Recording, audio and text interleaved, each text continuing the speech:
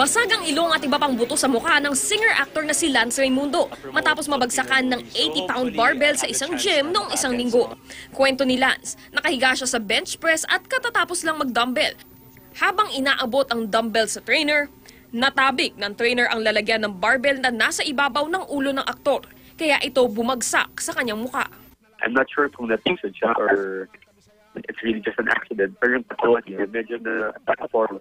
So yung barbell sa taas ng face ko accidentally got dislodged. Kaya nahulog sa face ko. Posible pang araw ikinamatay ito ni Lance kung tumama sa leeg o sa ibang bahagi ng kanyang ulo. And this happened in a simple gym. So siguro yung mga hook nila is not as sturdy as, the one in the more high-end gyms.